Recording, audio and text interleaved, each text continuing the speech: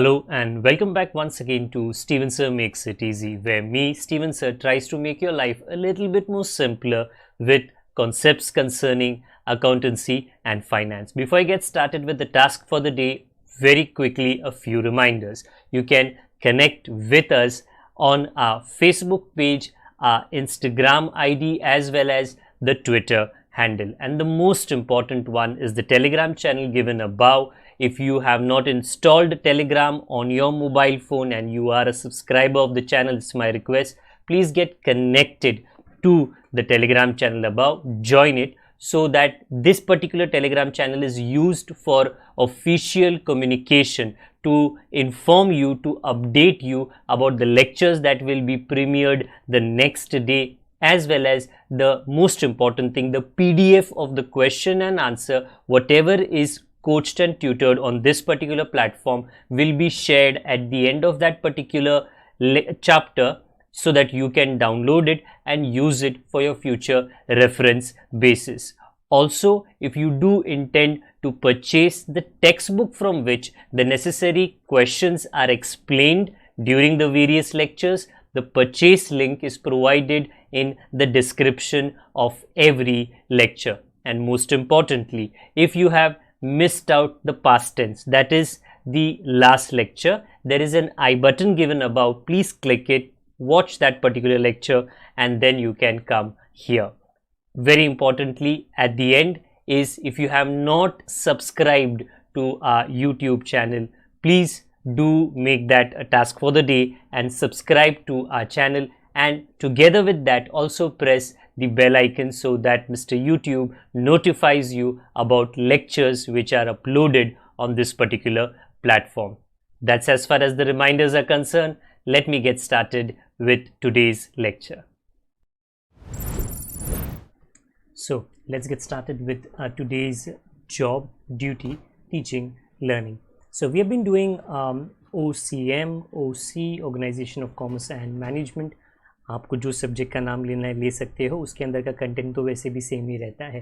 Chapter number 1 की शुरुआत हमने पिछली बार की थी। चैप्टर नंबर 1 का नाम है प्रिंसिपल्स ऑफ मैनेजमेंट। ऑब्वियसली एक लंबा कतार है, little bye little bye little bye little हम लोग हमारी गाड़ी को आगे लेकर जाएंगे। आज हमारा जो उद्देश्य है वो है ये वाले भाई साहब। Well, all due respect to the gentleman about, his name is Henry Fayol.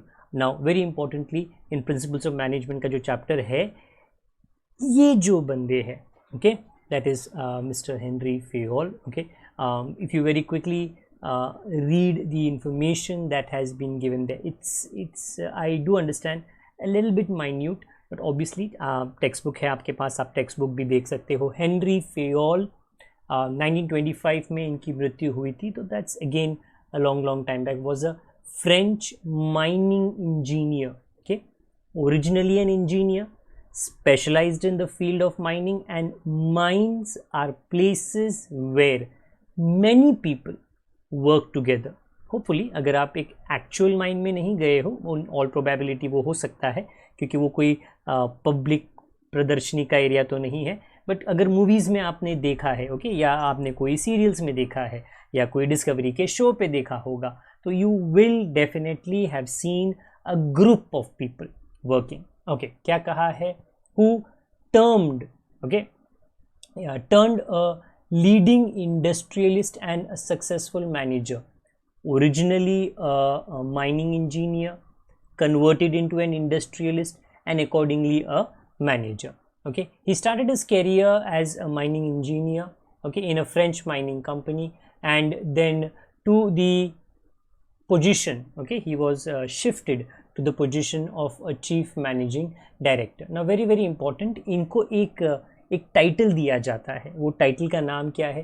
Father of modern management. अभी बोलने के लिए तो हम मॉडर्न मैनेजमेंट बोल रहे हैं, but then if you do look at his date, okay, that is his birth and death date, it's a long way off. तो यू मे थिंक, आप में से बहुत लोग ये सोचोगे कि जो इन्होंने एक थियरी दी थी, theories are useful in solving problems.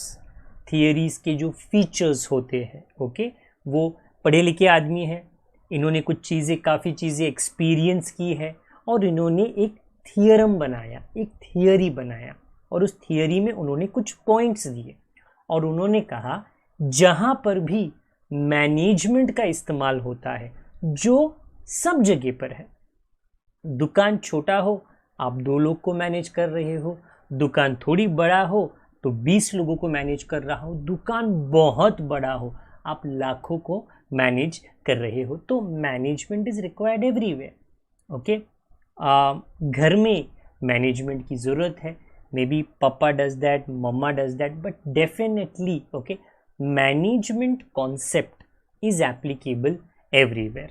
This is more so in a company form of an environment, a industry form of an environment. Okay, तो मिस्टर हेनरी फेयोल ने उनके समय किताब में, उनकी छपी हुई किताब में ये 14 प्रिंसिपल्स ऑफ मैनेजमेंट बताए थे। तो behind me are the 14 principles, if I shift you can see them clearly.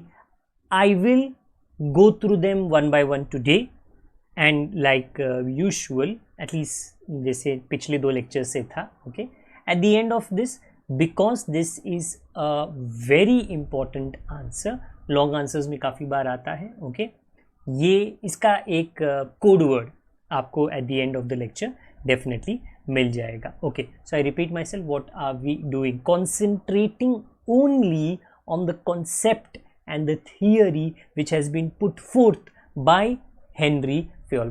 इस तरफ नहीं है, ऊपर है। okay, right now let's take this up one by one. अगर मैं ये पढ़ने की कोशिश करूँ, okay, I'll do my best that next time जो ये ऊपर का font है ना थोड़ा लंबा हो जाए so that it is clearly visible for you. But right now if you do notice, there is something called as division of work, authority and responsibility, discipline, unity of command. एक काम करता हूँ, थोड़ा अजीब लग रहा है because I am at that end. Okay, so unity of direction, subordination of individual interest over organisational interest, centralisation, remuneration, scalar chain, order, equity, stability, initiative and spirit de corps, उसको टीम वर्क कहा जाता है। Okay, I have only gone through, well the only thing I did was to read little bit of English which has been put on this side.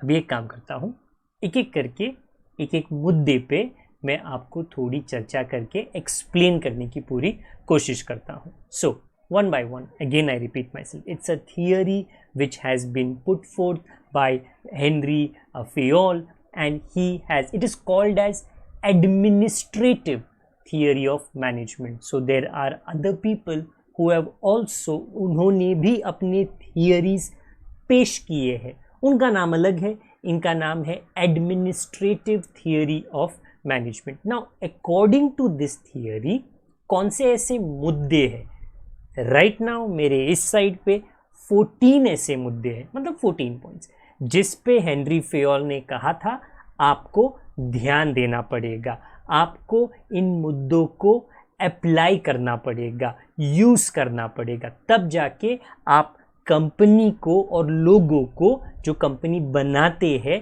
आप handle successfully कर पाओगे। Okay, let's check it out one by one. तो the first principle, the first सिद्धांत, the first point जिसके बारे में इन्होंने चर्चा की थी उसको कहते हैं principle of division of work. मतलब देखो भाई, ऐसा है, कोई भी काम कहते हैं कि मैगी नूडल्स 2 मिनट नूडल्स, मतलब खोलो, तोड़ो, घोलो, मिला लो, 2 मिनट में बन जाएगा। ओके, चलो 2 नहीं 5 मिनट में तो बन ही जाता है, but the number of instructions to make Maggi noodles is very simple, normally very simple, but there are many other products जो स्टेप्स में बनते हैं। ओके, तो स्टेप 1 किसी को करना है, स्टेप 2 किसी को करना है, स्टेप 6 किसी को करना है, स्टेप 10 किसी को करना है, depends how complicated is the product. The very simple device which is in front of you, well मैंने कहा simple but it's a smart device, the mobile phone, okay, Is it a simple, is it a one process product? No. A mobile phone, आप YouTube थोड़ा देख लेना, manufacturing of a mobile, okay, you even the assembly process, okay, so manufacturing तो एकदम अलग process होता है जहाँ पे वो chip बनाया जाता है, कैमरा बनाया जाता है, where these things are fit, they are put together, that may be around 20-25 processes. What is this point trying to say? Division of work. ये point ये बोल रहा है कि बाबा देखो, जो जॉब है अगर आप एक ही बंदे को दोगे या बंदी को दोगे तो it is for sure going to create a lot of तकलीफ and trouble for that one person. अरे बाबा, एक को ही आपने सारे टास्क दे दिए, होते तो टेक्निकली दो ही हाथ है ना और एक दिमाग, ओके. तो one person if tries their best, चलो वो कुछ ज़्यादा ही हम्बल है और वो पर्सन ने बोला हाँ सर मैं काम 1 भी करूँगा, काम 2 भी करूँगा, जॉब 3 भी करूँगा, जॉब 4 भी करूँगा, कुछ नहीं बोल रहा है. बट जब वो एक्चुअली ये जॉब्स करने, ये काम करने बैठेगा, ही विल ऑब्जर्व, जॉब 1 कर लिया, थक गया यार मैं, अभी जॉब 2 ट्राई तो कर रहा हूँ बट मेरी एफिशिएंसी, ओके, जो पावर पे मैं, जो कैपेसिटी पे मैं काम करता हूँ वो भी 100% नहीं है, वो थोड़ा कम है. जब बाय द टाइम आप जॉब 4 पे आ जाओगे आप थक जाओगे. So what does this point से? हेनरी फेयोल का ऐसा कहना था कि आप जो काम करते हो एक फैक्ट्री में, एक इंडस्ट्री में, उसको आप बांटो, एक काम को तोड़ो 4 जॉब्स में, ओके, आप 5 काम में, और अलग अलग वर्कर्स को डिस्ट्रीब्यूट करो. अगर एक शर्ट आपको बनवाना है, या आप जैसे मैं इसके पहले कह रहा था एक मोबाइल फ़ोन आपको बनवाना, if you have to make a mobile phone, the screen's responsibility to test the screen, to test the camera, to test the battery, to test the USB port, to test the heating, the cooling, the drop test. Give it to different people. Okay? When you give one job to one department of 5 people, they get good at it. क्योंकि उन लोगों को बाकी के काम के बारे में सोचने की ज़रूरत नहीं है. बोलेगा नहीं, मेरे को बैटरी का काम दिया मैं बैटरी का काम करूँगा, मेरे को स्क्रीन टेस्टिंग दिया मैं स्क्रीन टेस्टिंग करूँगा. तो सभी का आउटपुट एक ही चीज़ पर क्या करेगा, कंसंट्रेशन करके होगा, एंड देयरफॉर जो क्वालिटी है उनके आउटपुट का वो बढ़ जाएगा. Because I repeat, whenever you do anything today, if I ask everybody who is watching this particular lecture, how good are you at eating खाना, okay, everybody would say sir I am very good at eating. आप मेरे सामने खाना रखो 5 minute में पूरा मैं ख़त्म कर लेगा. So hold on, why are you so good at eating? Because practice है, दिन में 2 बार, मे बी 3 या 4 बार, एंड इतने सालों से प्रैक्टिस है. You get good, better, best. Not at खाना, I am trying just to put an example कि जब आप वही काम करते हो again and again and again, the automatically the speed increases. Okay, तो when different people okay are given a single task, आप ये काम करो, आप ये काम करो, उन लोग जब वो काम करके एक साथ में लेकर आएंगे, पूरा काम भी अच्छे क्वालिटी का होगा. Division of work, that means do not give 10 jobs to 1 person. वो अपनी पूरी मेहनत करेगा बट अपने पूरे लगन के साथ भी 10 का काम नहीं कर पाएगा. So that's one principle. Next, principle of authority and responsibility. ये बहुत क्लियर होना चाहिए. ओके, स्पाइडरमैन का आपने अगर पिक्चर देखा होगा, I am talking about the original Spiderman, the original Peter Parker. Okay, उसके बाद में there have been a lot more parts and a lot more different animation studios जिन्होंने अपना अपना स्पाइडरमैन बनाया है. Okay, but with great power comes great responsibility. Having authority is power, अधिकार. Okay, किसी के ऊपर, किसी भी काम के ऊपर होना एक सामर्थ होता है, एक पावर होता है.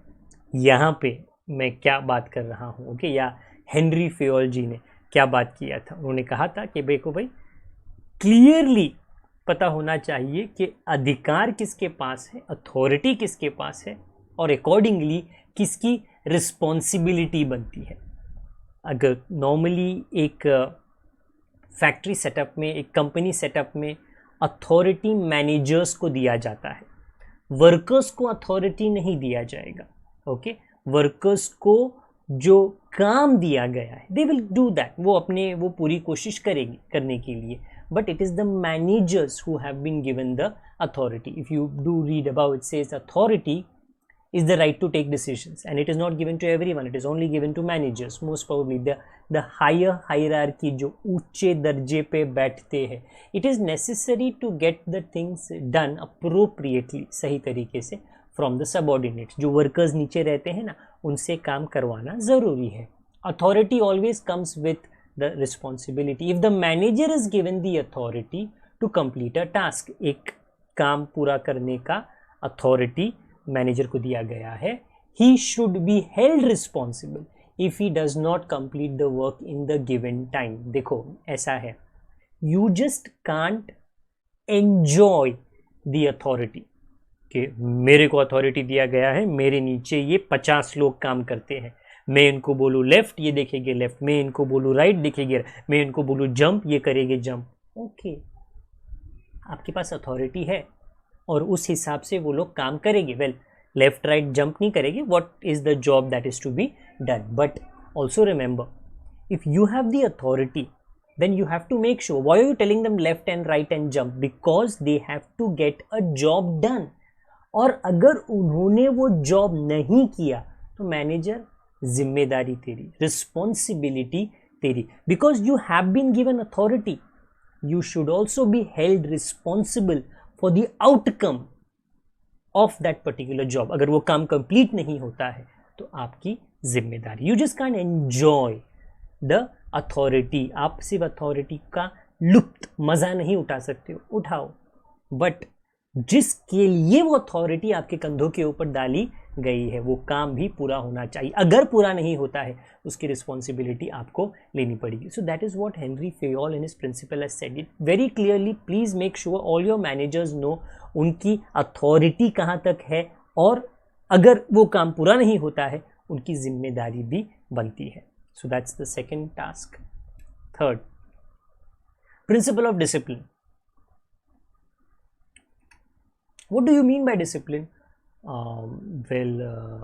जब एक माँ अपने बच्चों को बोलती है ये सही है ये गलत है, इस तरह आपको बिहेव करना है, उस तरह आपको बातें करनी है, इस तरह आपको गलत बात नहीं करनी है, गलत शब्दों का इस्तेमाल नहीं करना है, ये it's a process of developing discipline in a child। और ये काफ़ी होली बुक्स में भी कहा गया है कि बाइबल में दिया गया है कि जब बच्चे छोटे होते हैं ना तभी से आप उनमें डिसिप्लिन डालो, क्योंकि जब ये बच्चे छोटे होते हैं और आप तब डिसिप्लिन डालोगे तो ये बड़े होकर उसको फॉलो करेंगे। As simple as that. Just like a child has to be disciplined, well even though, because discipline अगर होगा तो ही तो सफलता होगी। I hope you can see that, okay. हाँ, तो if the employees, very simple, is a cricketer disciplined about his training, no cricketer, ऐसा नहीं होना चाहिए कि कोई क्रिकेटर के बोलेगा देखो भाई मैं सिर्फ इंटरनेशनल मैच जब होता है ना तो मैं सीधे ग्लव्स, पैड्स, पैंट, शर्ट जो भी है, हेलमेट डालकर ग्राउंड पे उतर जाता हूँ, बाकी उसके पहले तो मैं पार्टी कर रहा था। No, he then in all probability his performance on the ground is not going to be good. A sports person, any sports person, an Olympic gold medalist, they have to be disciplined as far as their training is concerned. If you want to bulk up, if you want dole shole muscles, you have to be disciplined about going to the gymnasium. Okay, वहाँ पे जाके आपको चैटबाजी नहीं करनी है। No, many people are so disciplined कि वो mobile phone ही लेके जाते नहीं, उनको डिस्टर्बेंस नहीं चाहिए। क्योंकि उनको पता है 1 घंटे के लिए जा रहा हूँ, 1 घंटा ईमानदारी से काम करना है, एक्सरसाइज हमको करना है. So quite simple as that. If discipline is expected in a child, a discipline is expected in sports personalities, discipline is expected even in film actors. You have to be disciplined in your job. जो आपका काम है उसमें आपको discipline दिखाना ही दिखाना है. Okay मतलब मैंने ऐसा सुना है, mister Amitabh Bachchan is a very senior actor, extremely senior actor. Okay किस ज़माने से काम कर रहे मुझे याद नहीं है. ओके बट मैंने काफ़ी बार ऐसा सुना है कि अगर उनका कोई शूट होगा वो स्ट्रिक्टली यही 1-2 घंटे के लिए आते हैं. वो आने के बाद में वो ये टाइम पे आएंगे, अपना काम करेंगे, अपना शॉट देंगे, चले जाएंगे. तो जो लोगों के साथ वो काम करते हैं उनको पता ही नहीं बड़ा डिसिप्लिन्ड आदमी है, बड़ा डिसिप्लिन्ड एक्टर है. ओके काम जल्दी से करेगा. उसके पहले पूरी तैयारी, लाइटिंग शाइटिंग साउंड सेट वेट सब रेडी रखो. वो आने के बाद में वो जो 1-2 घंटे के लिए आते हैं उसमें अपना काम, उनको टाइम वेस्ट नहीं करना है. So automatically when the main actor shows discipline as far as his timing is concerned, his performance is concerned, his take is concerned, बाकी के लोगों पर भी असर होता है. तो यहाँ पर एम्प्लॉईज के बारे में कहा गया है that they also within them should have discipline. If they don't have discipline, discipline has to be inculcated. Okay, because automatically कि only a disciplined team is going to achieve success. Only a disciplined task force of a company, if there is discipline, तो ही success, सफलता आपको आगे मिल सकती है. तो quite simple. Okay, it's a feature of life. Discipline तो होना चाहिए. तो हेनरी फयोल जी ने अपने प्रिंसिपल्स ऑफ मैनेजमेंट में भी वो ही बोला है. Next principle of unity of command. अच्छा, very very important thing.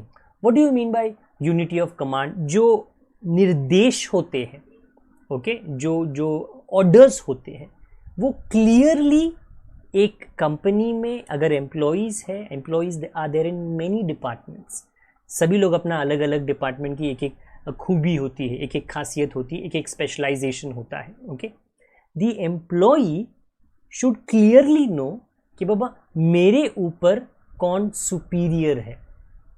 Okay और वहाँ से कमांड जब आता है, ओके ऑर्डर आता है काम करने का, जो काम करना, जो काम मिला है वो हम लोग कंप्लीट करेंगे. गड़बड़ नहीं होना चाहिए. ओके तो अगर एक घर में if there is a brother and a sister and there is a mother and a father, okay तो फादर की ट्रेनिंग थोड़ी अलग होती है, पनिशमेंट थोड़ा अलग होता है, मम्मा थोड़ा अलग पनिशमेंट देती, अलग स्टाइल में देती है. But the children will then understand, देखो भाई हम लोग चाहे ना तो पापा को भी थोड़ा ट्यूनिंग कर सकते, मम्मा को भी थोड़ा ट्यूनिंग कर सकते, क्योंकि उन लोग अलग अलग कमांड देते हैं, वो कभी साथ में देते नहीं हैं. तो हम चाहे तो मम्मी का भी थोड़ा टांग खींच सकते, पापा का भी थोड़ा टांग, अपना काम हो जाएगा, उसमें गड़बड़ होता है. Whenever if the point above, if you do read, each member of an organization should receive orders only from one superior. If an employee receives commands from more than one authority, he will get confused and will not be able to take decision about whose orders should be followed. Yes, very simple. Okay, अगर जो मैं बता रहा था in a household, अगर at the same time मम्मा भी एक काम देगी, पापा भी एक काम देगी, नाना भी एक काम देगी, दादी भी एक काम देगी, अरे कितनों का काम हम करेंगे, एक लौता 2 हाथ तो है हमारे पास में. ओके तो quite simple as that. The command has to come from one place और from one person, from one authority. Okay ताकि कन्फ्यूजन एम्प्लॉइज़ के बीच में नहीं. यूनिटी. ओके तुम ये इतना संभालो, तुम इतना संभालो, तुम इतना संभालो, तो कन्फ्यूजन होगा इन अ company setup. Unity of command. Next, principle of unity of direction. Again, what do you mean by direction? Left, right, north, south, east, west. यहाँ पे मैं क्या बताने की कोशिश कर रहा हूँ, there has to be one direction. If you're a manager, you have to show your employees, your subordinates one direction. अगर आप अलग अलग डायरेक्शन बताओगे तो ऑटोमेटिकली कंफ्यूजन तो वहां पर भी होगा. It says the principle states that there should be one head and one plan. ये जो गाड़ी है ना मेरे पीछे, it goes in how many directions? The wheels are in how many directions? One. If this car, however powerful engine if it has, if the four wheels are in different directions, left, right, आगे पीछे, तो ये गाड़ी technically किधर जाएगी नहीं. क्यों? क्योंकि there is no one direction. If this car has to reach or any vehicle has to reach its destination, there has to be one direction. Okay, तो मतलब जो मैनेजर होता है उसको अपने सबॉर्डिनेट्स को, उसको अपने एम्प्लॉयज़ को, वो उसके एम्प्लॉयज़ नहीं होते, उसके सबॉर्डिनेट्स होते हैं, ओके, एक दिशा दिखाना है ताकि कन्फ्यूजन वापस से उनके अंदर कम हो. ओके, तो वो हो गया unity of direction, one direction. Next, principle of subordination of individual interest to organisational interest. तो भाई देखो, you as a student, okay, घर के अंदर मम्मी पापा भाई बहन एवरीबडी की दिल की तमन्ना कुछ अलग होगी, कुछ अलग होगा. ओके, फादर वांट्स, फादर की इच्छा, मम्मी की इच्छा, भाई की इच्छा, बहन की इच्छा अलग अलग हो सकती है. बट जब एक परिवार की का बात होता है, ओके, तो इंडिविजुअल इच्छा को, इंटरेस्ट को, दिलचस्पी को नीचे रखना पड़ता है और परिवार के बारे में पहला सोचना पड़ता है. In a company there are many people who work, okay, and everybody is interested in something और the other. Everybody is interested in something or the other, but if that interest, okay, clashes with the aim and objective of the company, तो भैया जो individual interest है ना उसको आपको दबाना पड़ेगा, दबाना पड़ेगा ताकि जो कंपनी का, ऑर्गेनाइजेशन का इंटरेस्ट है उसकी गाड़ी आगे जा सके. तो I repeat myself, okay. तो बेसिकली ये जो फोटोग्राफ्स यहाँ पे है, what is this trying to say कि individually, okay, you are a part of an organization, so the organization's aim, thinking is more important, plan is more important compare to your individual plan. अगर आप individually सोचोगे नहीं मेरा काम पहले होगा, मेरा काम मैं पहले करवा के निकलवा लूँगा, तो भैया जो तुम्हारी कंपनी है वो तो सफल होने से रही. देयर हैज़ टू बी, आपका जो इंटरेस्ट है, ओके, आपकी जो सोच है, अगर वो आड़े आती है ऑर्गेनाइजेशनल की सोच में, कंपनी की सोच में, तो आपकी सोच को बगल में, ईगो को बगल में रखना पड़ेगा. Okay, it cannot be me myself, नहीं, okay, it has to be us, हम. Next, principle of centralization. What do you mean by centralization? अगर आपको पता है कि आपके मोबाइल फ़ोन में there is a processor, in every computer there is a processor, and everything which is attached to that computer, okay, somehow is connected to that processor, is connected to that motherboard.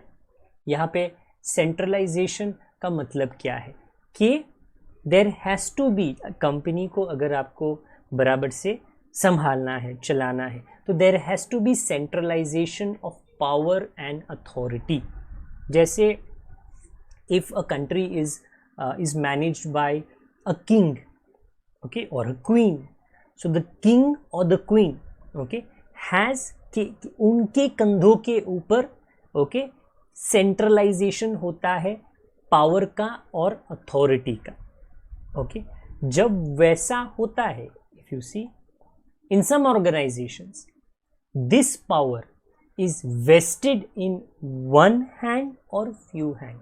एक आदमी के पास सारा power होता है, centralisation, या may be 2 या 3 लोगों के पास. This situation occurs in small organization. Again, if it's a big organization, centralization में भी नहीं काम आएगा. तो वहां पर there has to be decentralization. Depends upon the volume of the business, the size of the business.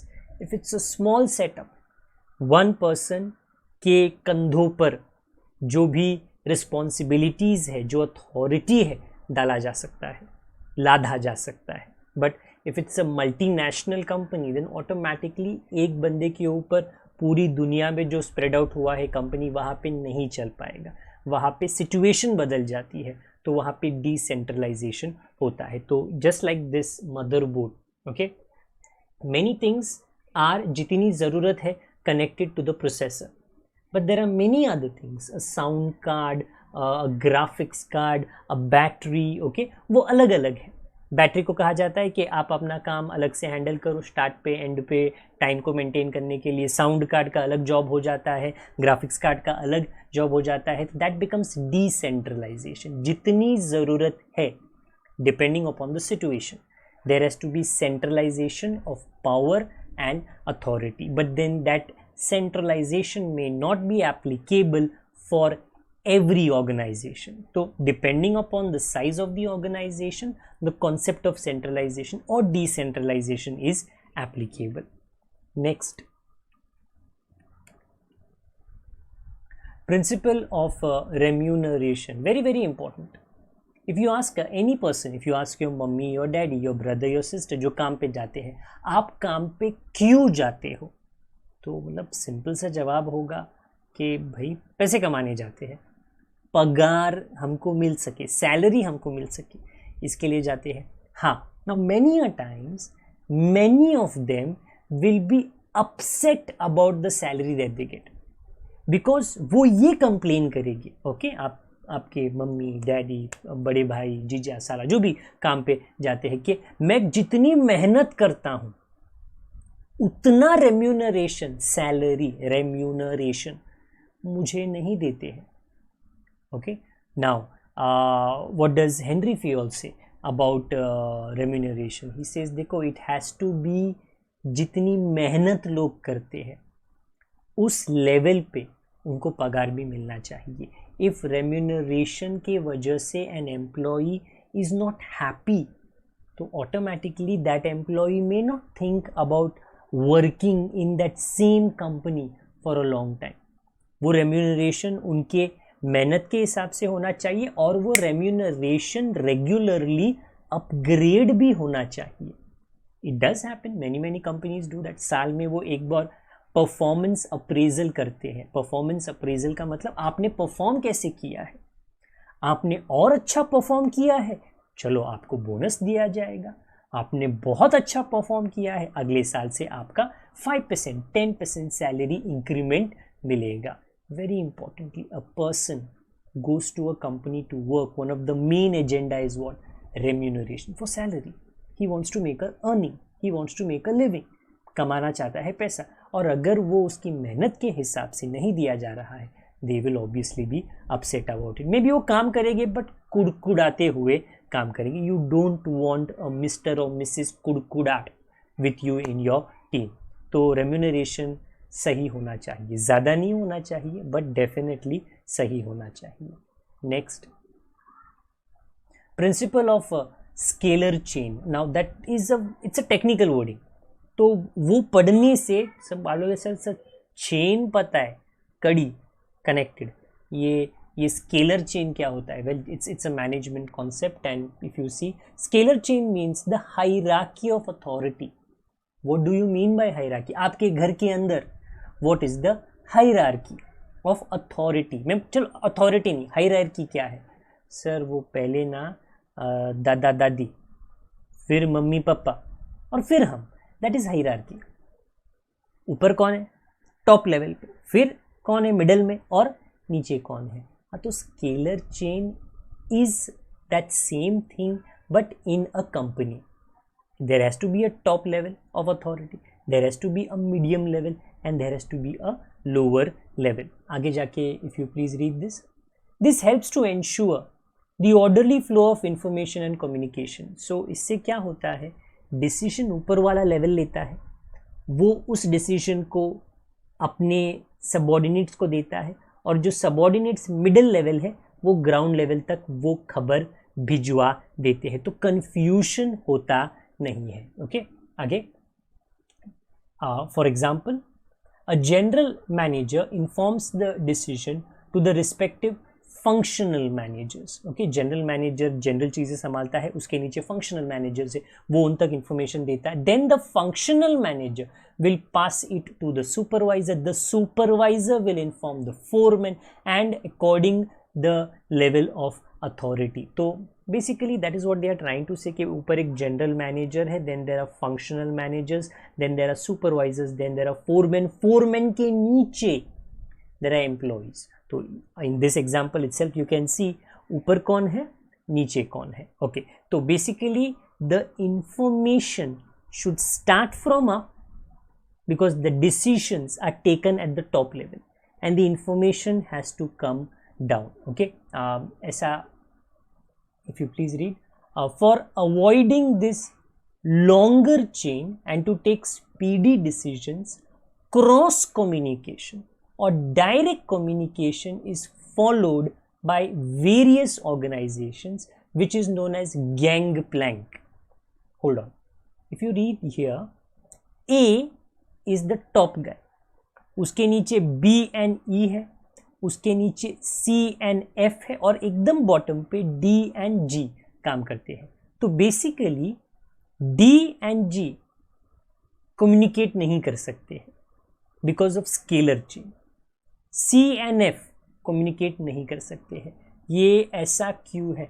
क्योंकि D has to communicate with his superior, C has to communicate with B has to pass it on to A, and बोलेगा अरे यार मेरे को काय को खबर दिया, डी ने जो इंफॉर्मेशन दिया था वो तो जी को काम आता था.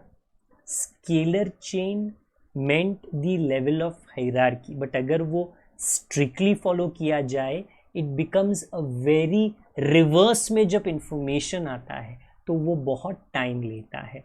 Therefore there are, because these principles have been made many years back, उसमें मॉडिफिकेशंस लाए गए हैं, because a company and the character of a company has drastically changed.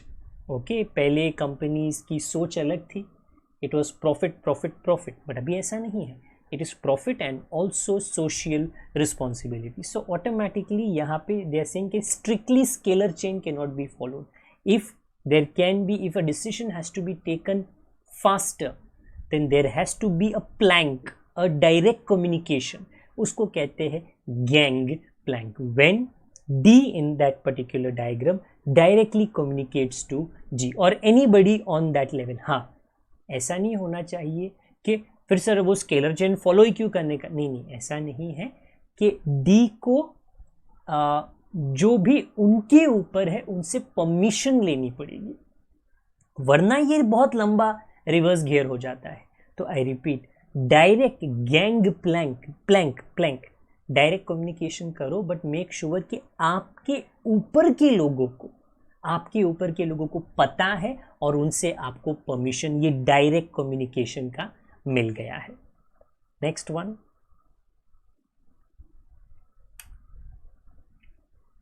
Okay 14, we are on the 10th one, principle of order. What do you mean by, आपने जज को सुना रहेगा ना, ऑर्डर. व्हाट इज द जज trying to say कि भाई सभी लोग शांत रहो, सभी लोग अपनी जगहों पर बैठ जाओ. हाँ, तो when everybody is in their place the court looks very neat. The court में आवाज कंफ्यूजन नहीं होता है. Order is important. It's important in a court, it's important everywhere in your own cupboard. Okay, there has to be order. कपड़ों को ऐसे ही ठूसोगे तो फिर उसको निकालने में तो परेशानी होगी ही. Okay, your mama in the kitchen, however big or small the kitchen, will be following some order, definitely so, ताकि उनको पता है कि भाई धनिया का पे रखा है, हल्दी का पे रखा है और पेपर का पे रखा है, तो ना वगैरह वगैरह जो मसाले रखे गए हैं। तो देखो भाई, कोई भी चीज़ अगर ऑर्डर में होती है, in the picture you can see a garage in which the tools have been kept in order. ये मेरे पीछे कहाँ ना कहाँ पे तो कोई शादी होती रहेगी, उसके लिए एक राउंड टेबल डाला गया है, and everything, the chair and the cutlery and the plates are in order. It looks pleasing to the eyes, आँखों को तो अच्छा दिखता ही है, बट टाइम भी बचाता है। There has to be order, because when there is order the efficiency automatically increases. Okay, कि कितना काम एक एम्प्लॉय करता है वो बढ़ाया जा सकता है, एफिशिएंसी, अगर ऑर्डर रहता है। And order has to be there not just in a company, it's in life. Discipline should be in life. It's just that वही प्रिंसिपल हेनरी फेवल जी ने कहा है कि it has to be followed by the management also. Okay, next 11th one, principle of equity. What do you mean by equity? Equal. Okay, in a company, if there is what you call different treatment to the men employees and different treatment to the women employees, can I say कि equity exist there? पगार, payment for a male employee is more, but for a female employee is less. गलत होगा ना? Okay, मतलब there was an age, maybe 10 साल पहले, 15 साल पहले, जहाँ पे maybe the women's would not speak about it, but in today 2021 things have changed. वो बात तो डेफिनेटली करते हैं और काफ़ी लोग हिम्मत करके अपने हक के लिए आवाज़ भी उठाते हैं। They complain to the HR department जब मैं वही काम कर रही हूँ जो मेरा मेल काउंटर पार्ट कर रहा है। Okay, and I am not just talking about distinction between, equity between, equalness between male and female, ऐसा नहीं है। In between 2 females and 2 males. Okay, the treatment by a manager of his employees should not be gender based, and if they are the same gender, okay, मेरा दोस्त है तो उसको मैं थोड़ा कुछ ज़्यादा ही खास, उसके टेबल पे ज़्यादा चाय कॉफ़ी जाती है, नो, ऐसा नहीं होना चाहिए। The treatment has to be equal. Okay, in a company रिश्ते नहीं होते।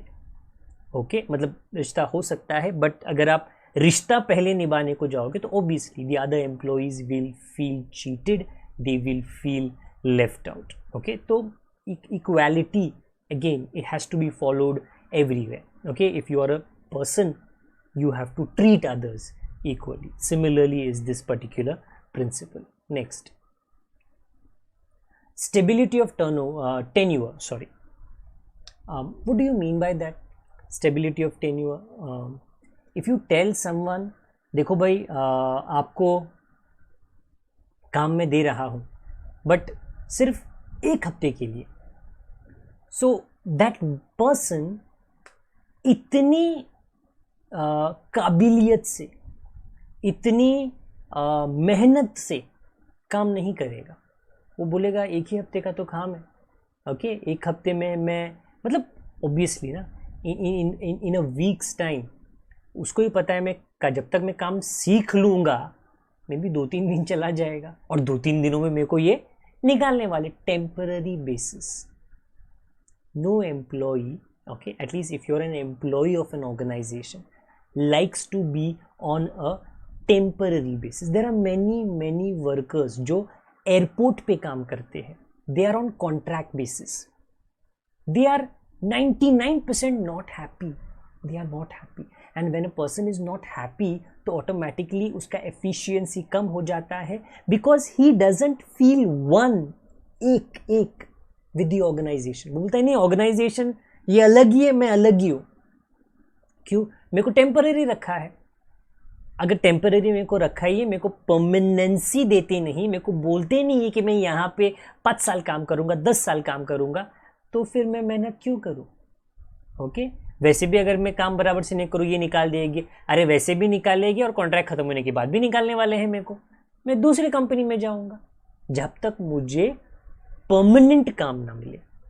जब तक मैं वहां पे अपने जड़ ना गाड़ सकूं, okay, this person, because the roots, the foundation, when you work for a longer time, automatically your foundation in that company becomes strong, मजबूत बन जाता है, okay, and you feel together one with the company. You will not say company अलग है, हम अलग हैं, नहीं, हम ही कंपनी है, कंपनी हमारी है. And when you have that nature, जब वो गुण, जब वो सोच आप सोचते हो, तो ऑटोमेटिकली चीज़ें बेहतर बन जाती हैं, निखर आती है, क्योंकि आप दूसरों के लिए नहीं, आप अपने के लिए काम कर रहे हो. तो there has to be stability of tenure, okay. या वो डिफरेंट काम पे डिपेंड करता है. देयर आर सम जॉब्स जो टेम्पररी ही रहने चाहिए, but normally if there is a permanent setup for a company, okay, of a company, तो फिर जो एम्प्लॉई, जो डिजर्विंग एम्प्लॉयज़ हैं, उनका डेफिनेटली टेन्योर जो है क्लियर कट होना चाहिए. Next, we almost nearing the end. Principle of initiative. What do you mean by initiative? You see, there are many employees, okay, everybody has something special in them, everybody, okay, और वो special गुण, quality अगर बाहर आना है, okay, अगर उस पे उनको इनिशिएट करना, they have a brilliant idea, but company का एनवायरनमेंट ही बहुत डरा है. कुछ बोलूँगा तो वो सुपरवाइज़र जो है ना, वो जो मेरा मैनेजर है ना, चिल्लाएगा मुझे, डांटेगा मुझे, मेरा पगार काटेगा आज का. अगर if that is the environment, then the employees, okay, will not feel free to talk about their ideas. You have to understand what that in a company, Mahindra, Kotak, Tata, okay, काम करता कौन है? The labour class, the employees, the ones at the bottom, okay. Machines का इस्तेमाल वो कर रहे हैं, मशीन्स का मैन्युफैक्चरिंग वो कर रहे हैं. So many a times they are the one who are physically doing the job, अपने हाथों से काम कर रहे हैं. तो वो क्योंकि एक्सपीरियंस ऊपर वाले से कागज का काम करते हैं, कागज पे वो डिसीजन अपना लिखते हैं और साइन करते हैं. So many a times the good advice, okay, कि ये काम और बेहतर तरीके से कैसे हो सकता है, ये प्रोसेस और बेहतर तरीके से कैसे हो सकता है, वो तो एम्प्लॉय से आता है.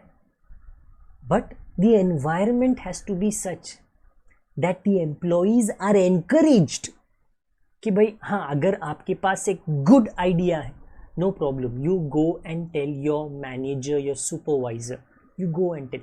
वो खुली छूट होनी चाहिए. There are many companies who do that, okay. There are many companies जो एक सजेशन बॉक्स रखते हैं, ओके, या जो ऐसा क्लियर कट वहाँ पे एनवायरनमेंट होता है कि if an employee has an idea जिससे उसका कम ऑर्गेनाइजेशन का ज़्यादा बेनिफिट हो सकता है, तो डेफिनेटली वो बिंदास जाकर अपने आइडिया को शेयर कर सकता है, कोई भी उसको दबाने वाला नहीं है, okay. And obviously with this being 2021, now the environment in a company is a lot more friendly, you can see, okay. So जो एक ज़माना था way if you could have thought कि जो मेरा आइडिया है वो तो मेरे तक ही रह जाएगा, जो टॉप पे बैठे उन तक कभी जाने वाला नहीं है. But the communication has become a lot more free nowadays. So automatically if this is the environment, a person will feel a lot comfortable to move a step ahead and to take that initiative. वो कदम आगे लेने में वो हिचकिचाएगा नहीं.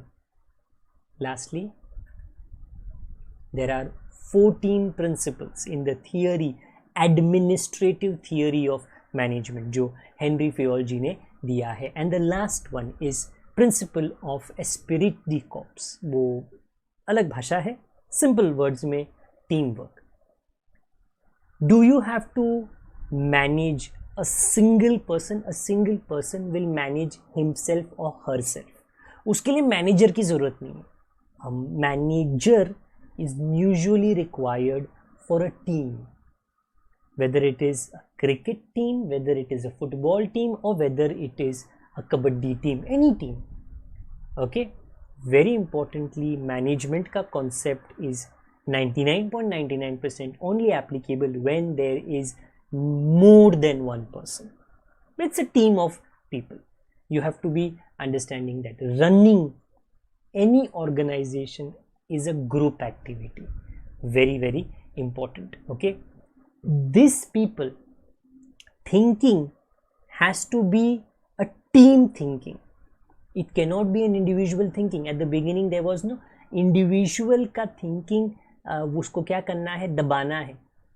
अगर वो आड़े आता है ऑर्गेनाइजेशनल थिंकिंग में, अगर यहाँ पे टीम्स के अंदर इंडिविजुअली लोग सोचने लगे कि मेरा 100 इम्पॉर्टेंट है, ओके, मेरा क्या कहते हैं स्कोर इम्पॉर्टेंट है, ओके, टीम का जीतना इम्पॉर्टेंट नहीं है, देन वो टीम कभी सक्सेसफुल होने वाली नहीं है. No, you cannot. Okay, I remember a movie scene from a movie called as Chak De India, अगर मैं गलती नहीं कर रहा हूँ तो. Okay, Shahrukh Khan was the actor and the coach in that particular movie, and there was a particular movie scene जहाँ पे जो player आता है, okay, based upon hockey, and they say कि मैं गुजरात की हूँ, मैं महाराष्ट्र की हूँ. शाहरुख खान ने कहा आप सब लोग पीछे हो जाओ, मैं इंडिया की हूँ. Okay, correct thinking. So the team, the country, when you're playing well, at least in that particular scene, okay, कि भाई आपका state नहीं, आप country के लिए खेल रहे हो. So that's kind of the thing here. Okay, कि भाई, and that is the funda as far as management is concerned. It does say above, if an employee are working, if all employees are working as a union and with mutual trust, very important. Okay, if there are 10 members in a cricket team, every member का की नाम, शोहरत, goodwill अलग अलग है. everyone is well known. अब ऐसे बड़े चढ़े लोगों को, फेमस लोगों को संभालना is a difficult task. The team manager, there is a team manager for every team, there has to be a team. उसका काम हो जाता है, otherwise clash definitely होने वाला है and team का काम बिगड़ जाएगा. The difficulties can be solved quickly if everybody thinks at the same level. Therefore, as a leader, manager should create a spirit of teamwork. Very important. Captain का actually वही काम होता है.